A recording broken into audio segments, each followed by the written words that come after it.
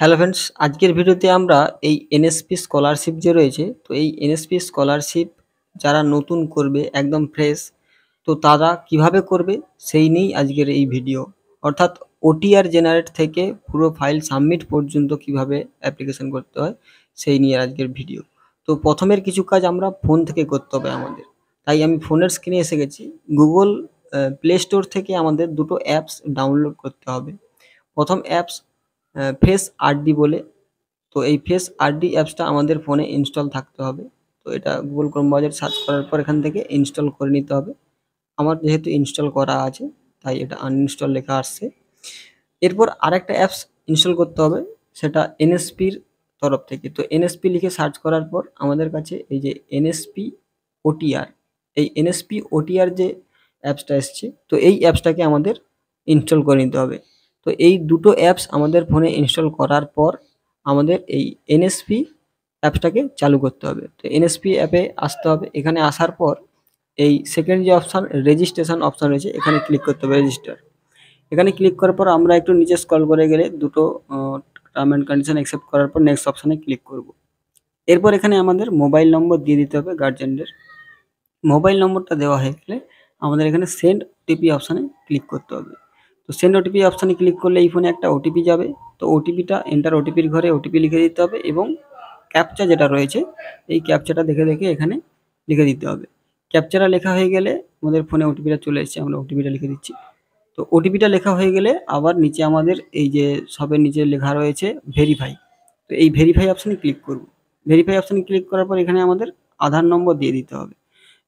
এখানে অ্যাপ্লিক্যান্টের মানে স্টুডেন্টের আধার নম্বরটা দিয়ে দিতে হবে। আর আধার কার্ডের সঙ্গে যেন অবশ্যই ফোন নাম্বার লিঙ্ক থাকে, তাহলেই কিন্তু এই প্রসেসটা এগোবে, না হলে কিন্তু এগোবে না। তাই আগে জেনে নিতে হবে আধার কার্ডের সঙ্গে ফোন নাম্বার লিঙ্ক আছে কিনা। এটার নেক্সট করার পর আবার এখানে এগ্রি ওখানে ক্লিক করতে হবে। এরপর এখান থেকে ফেস অথেন্টিকেশন হবে। তো স্টুডেন্টকে ক্যামেরার সামনে নিয়ে আসতে হবে, হয় ফ্রন্ট না হয় ব্যাক, যে কোনো একটা। এইভাবে কিন্তু ফটো ক্যাপচার করতে হবে। ফটো নয় অ্যাকচুয়ালি এটা, এই যে সাইডে রেড হয়ে আছে, তো এই লাল থাকা অবস্থায় কিন্তু হবে না। তো স্টুডেন্টকে চোখ ব্লিঙ্ক করতে হবে। এই যে সবুজ হয়ে গেছে এই অবস্থায় চোখ ব্লিঙ্ক করলেই কিন্তু এই দেখো সাকসেসফুলভাবে আমাদের এটা কিন্তু নিয়ে নিয়েছে, হয়েও গেছে। তো এইটা অবশ্যই আমাদের সকলকে করতে হবে। তো এরপরে এই যে অপশানটা এসছে, এটা কিন্তু এই স্টুডেন্টের ক্ষেত্রে দেখিয়েছে। অন্যান্য ক্ষেত্রে স্টুডেন্টের যাদের এনপিসিআই লিঙ্ক ব্যাংকের সঙ্গে থাকে তাদের কিন্তু এইটা শো হয়, এই মেসেজটা শো হয়। আর এই স্টুডেন্টের ক্ষেত্রে কিন্তু এই মেসেজটা শো হয়নি। তার মানে এই স্টুডেন্টের এনপিসিআই লিঙ্ক নেই। অর্থাৎ ওর যে অ্যাকাউন্ট রয়েছে ব্যাংকের, সেই ব্যাংকের অ্যাকাউন্টের সঙ্গে এনপিসিআই আধারের লিঙ্ক নেই। এটা না থাকলে কিন্তু অ্যাকাউন্টে টাকা আসবে না। তাই এই স্টুডেন্টকে অবশ্যই ব্যাংকে গিয়ে দেখা করে এনপিসিআই লিঙ্কটা করাতে হবে। এরপর আমরা পরের স্টেপ চলে আসব। এখানে স্টুডেন্টের মায়ের নাম দিয়ে দিতে হবে। তো আমি এখানে স্টুডেন্টের মায়ের নামটা লিখে দিচ্ছি। মায়ের নামটা লেখা হয়ে গেলে এরপর নিচে তার বাবার নাম দিতে হবে। তো স্টুডেন্টের বাবার নামটাও আমি লিখে দিচ্ছি। স্টুডেন্টের বাবার নামটা লিখে দিচ্ছি স্টুডেন্টের বাবার নাম হয়ে গেলে এখানে ইমেল আইডি না দিলেও কোনো অসুবিধা নেই। এরপর নেক্সট অপশানে ক্লিক করতে হবে। নেক্সট অপশানে ক্লিক করার পর আমাদের কাছে কিছুক্ষণ সার্চিং হবে। এরপরে কিন্তু আমাদের যে ওটিআর জেনারেট হয়, তো সেই ওটিআরটা জেনারেট যে হয়ে গেছে। তো এই ওটিআর নম্বরটাই কিন্তু আমাদের লাগবে। তাই ওটিআর নম্বরটা অবশ্যই কপি করে নিতে হবে। কপি করার পর আমাদের আবার এখানে এসে ওটিআর নম্বরটা দিয়ে দিতে হবে এবং পাসওয়ার্ডটা দিতে হবে। তো পাসওয়ার্ডটা কোথা পাবো? পাসওয়ার্ডটা আমাদের ওই ফোন নাম্বারে গিয়েছে। তো আমি এটা দেখার জন্য আমি কম্পিউটার স্ক্রিনে এসে যাচ্ছি। কম্পিউটার স্ক্রিনে আসার পর এখানে আমাদের ওটিআরটা দিয়ে দিতে হবে। এরপর পাসওয়ার্ডটা ফোনে গেছে, তো সেই ফোন থেকে পাসওয়ার্ডটা দেখে এখানে লিখে দিতে হবে। পাসওয়ার্ডটা লেখার পর ক্যাপচা দিয়ে লগইন করতে হবে। লগইন করলে কিন্তু এখানে প্রথমেই পাসওয়ার্ডটা চেঞ্জ করার অপশান আসবে। তাই এখানে কারেন্ট যে পাসওয়ার্ডটা রয়েছে, তো ওই পাসওয়ার্ডটাই এখন দিয়ে দিতে হবে। এরপর সেকেন্ড ঘরে নতুন পাসওয়ার্ড যেটা আমরা দিতে চাইছি সেটা দিয়ে দেবো। তারপর কনফার্ম পাসওয়ার্ডে আবার একই পাসওয়ার্ড দেওয়ার পর ক্যাপচা দিয়ে সাবমিট অপশানে ক্লিক করব। সাবমিট অপশানে ক্লিক করলে আমাদের পাসওয়ার্ডটা চেঞ্জ হয়ে যাবে সাকসেসফুলভাবে। এরপর আবার ওটিআর নম্বর দিয়ে দেবো। এরপর নতুন যে পাসওয়ার্ডটা তৈরি করলাম সেই পাসওয়ার্ডটা দিয়ে দেবো। সেটা দেওয়ার পর নিচে যে ক্যাপচা রয়েছে ওই ক্যাপচাটা আমরা দিয়ে দেবো। ক্যাপচা দেওয়া হয়ে গেলে লগইন অপশানে ক্লিক করব। লগইন অপশানে ক্লিক করার পর আমাদের এই পেজটা আসবে। এই পেজটাকে আমাদের প্রিন্ট আউট করিয়ে নিতে হবে, কারণ প্রত্যেক বছর আমাদের এই ওটিআর নম্বরটা লাগবে আর পাসওয়ার্ডটা লাগবে। তো এখানে আমি একটা জিনিস দেখাচ্ছি, এই যে বলেছিলাম এই স্টুডেন্টের কিন্তু আধার শেডিং নেই, এই যে নিজে নট শেডেড। তো এইখানে কিন্তু এই স্টুডেন্টকে ব্যাংকে গিয়ে দেখা করতে হবে, নাহলে কিন্তু ওই স্টুডেন্ট টাকা পাবে না। তো ব্যাংকে গিয়ে এনপিসিআই লিঙ্ক করতে হবে, এনপিসিআই লিঙ্কটা করে দিন, এটা বললে কিন্তু ব্যাংক থেকে এনপিসিআই লিঙ্ক করে দেবে। এরপর আমাদের কাজ হয়ে গেছে। এরপর আমরা স্কলারশিপ অ্যাপ্লাই করার জন্য আমাদের পুনরায় এই ওয়েবসাইটে আসার পর এই ডান দিকে যে স্কলারশিপ অ্যাপ্লাই ফর স্কলারশিপ রয়েছে, এইখানে আমাদের এই যে লগ ইন অপশান রয়েছে, এখানে ক্লিক করে দেবো। লগ ইন অপশানে ক্লিক করার পর আমরা এখানে ওটিআর নম্বর আর যে পাসওয়ার্ডটা দিয়েছিলাম নতুন, সেই পাসওয়ার্ডটা দেওয়ার পর ক্যাপচা দেওয়ার পর লগ ইন অপশানে আমাদের ক্লিক করে দিতে হবে। লগ ইন অপশানে ক্লিক করার পর আমাদের কাছে কিন্তু এইভাবে পেজ আসবে। এবার এখান থেকে আমরা সবের নিচে যে দেখতে পাবো ফ্রেশ অ্যাপ্লাই, তো অ্যাপ্লাই ফ্রেশ, তো এখানে আমাদের ক্লিক করতে হবে। এখানে ক্লিক করার পর আমাদের কাছে এইভাবে আসবে। এরপর সবের নিচে আমরা দুটো ঘরেই টিক দেওয়ার পরে আই এগ্রিতে ক্লিক করব।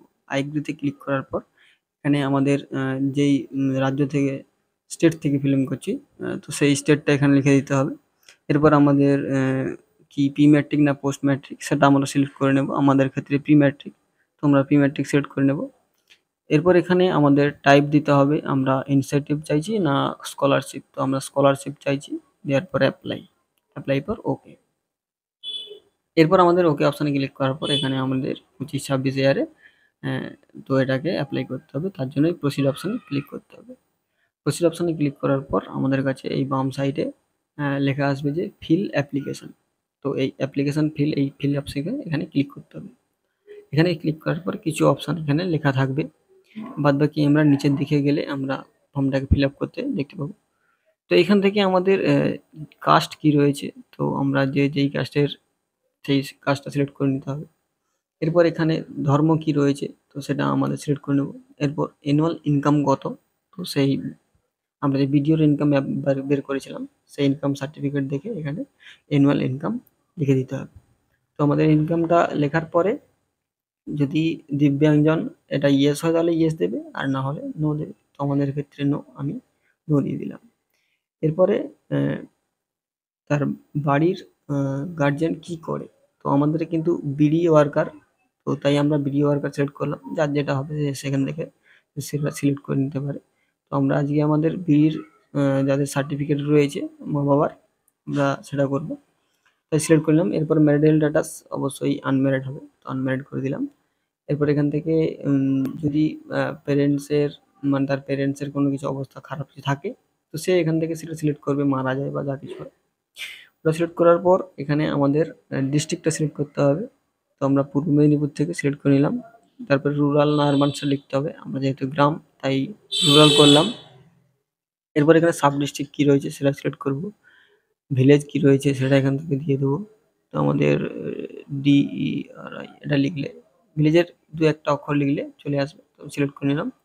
এরপর যখন আমরা এখানে ক্লিক করব তখন আমাদের এই বক্সটা শো হবে। এখানে আমাদের গ্রাম, পোস্ট, থানা এগুলো সব, ব্লক এগুলো সব লিখে দেওয়ার পর প্রসিড অপশানে ক্লিক করলে অটোমেটিকভাবে এখানে আসবে। এরপর এখানে পিন নম্বরটা দিয়ে দিতে হবে, পিন নম্বর যেটা রয়েছে সেটা দেওয়ার পর নেক্সট অপশানে ক্লিক করে দিতে হবে, সেভ অ্যান্ড নেক্সট। এরপর এখানে আমাদের ইনস্টিটিউট মানে আমরা কোন স্কুলে পড়ি সেটাকে আমরা এখানে লিখতে হবে। তো সেটা এখানে আমাদের স্টেট সিলেক্ট করার পর ডিস্ট্রিক্টটা সিলেক্ট করে নিলে, এখানে ডিস্ট্রিক্ট সিলেক্ট করার পর এখানে স্কুলে যদি নাম লিখি আমরা, তাহলে আমাদের সার্চ করলে ওই স্কুলের কোড, নাম, ঠিকানা সব কিছু চলে আসবে, তো সেটা সিলেক্ট করতে হবে। লেখার পর সার্চ অপশানে ক্লিক করলে তো আমাদের চলে এসছে, তো এটা আমরা সিলেক্ট করে নেব। সিলেক্ট করলে ইয়েস, এটা দেখে নিতে হবে অবশ্যই আমাদের ঠিকঠাক স্কুল এসছে কিনা। তো এটা আসার পর আমরা আবার এখানে বর্তমানে কোন ক্লাসে পড়ছে, তো সেই ক্লাসটা এখানে লিখতে হবে। তো আমাদের স্টুডেন্ট 9-এ পড়ছে, তো আমি 9 লিখে দিলাম। কবে থেকে ক্লাসে চালু হয়েছে, তো সেটা কিন্তু ভর্তির যে রসিদ হয় একটা, সেখানে লেখা থাকে, সেই ডেটটা এখানে লিখে দিতে হবে।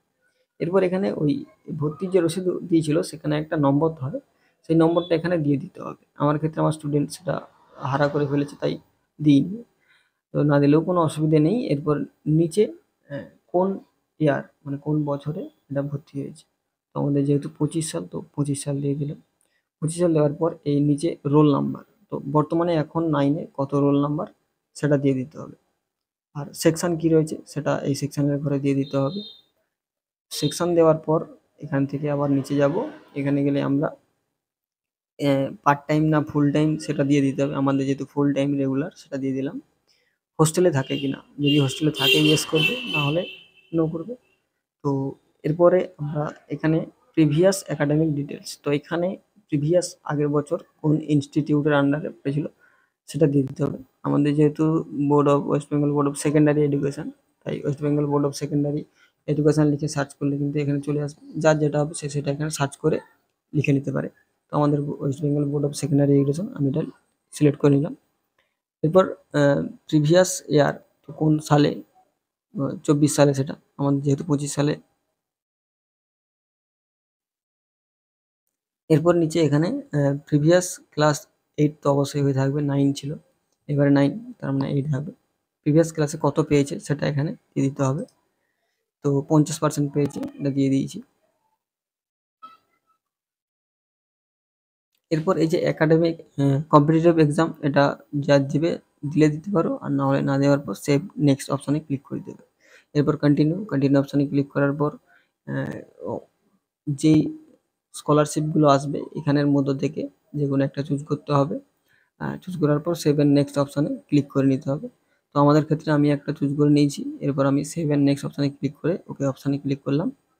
এরপর নেক্সট অপশনে আমাদের ক্লিক করে দিতে হবে। নেক্সট অপশনে ক্লিক করার পর এখানে আমাদের ফাইল ডকুমেন্ট আপলোড করতে হবে। তো ডকুমেন্ট কি, আমাদের যেহেতু আমি বিডির কাজ করে দেখেছি, তো তাই বিডির কার্ডের যে সার্টিফিকেট হয় সেটা দিয়ে দিলাম এবং ইনকাম সার্টিফিকেটটা আপলোড করে দিলাম। তো ইনকাম সার্টিফিকেটটা অবশ্যই বিডিওর ইনকাম সার্টিফিকেট হতে হবে, অঞ্চলের ইনকাম সার্টিফিকেট হলে কিন্তু হবে না। তাই এই দুটো দেওয়ার পর এই যে সেভ এন্ড নেক্সট অপশন রয়েছে, এই সেভ এন্ড নেক্সট অপশনে ক্লিক করে দেবো। ক্লিক করার পর আমাদের এখানে ওকে অপশনে ক্লিক করার পর এই আই এগ্রিতে ক্লিক করব। এরপর ফাইনাল সাবমিট, তো ফাইনাল সাবমিট অপশনে ক্লিক করার পর ইয়েস অপশনে ক্লিক করলে আমাদের কিন্তু সাকসেসফুলভাবে সাবমিট হয়ে যাবে। এরপর ওকে অপশনে ক্লিক করে দিতে হবে। ওকে অপশনে ক্লিক করার পর ডান দিকে যে আমরা প্রসিড অপশান পাবো, তো এই প্রসিড অপশানে আমাদের ক্লিক করে দিতে হবে। প্রসিড অপশানে ক্লিক করার পর বাম দিকে প্রিন্ট অ্যাপ্লিকেশন ফর্ম, এখানে ক্লিক করার পর এই ফর্মটাকে আমরা প্রিন্ট আউট করিয়ে নেব। প্রিন্ট আউট করিয়ে আমাদের স্কুলে গিয়ে জমা দিয়ে দেব। তো আশা করছি এই পর্যন্ত কোনো কিছু বুঝতে অসুবিধা হবে না। আর যদি বুঝতে অসুবিধা হয়ে থাকে তাহলে আমাকে কমেন্ট করতে পারো, যতটা সম্ভব উত্তর দেওয়ার চেষ্টা করব।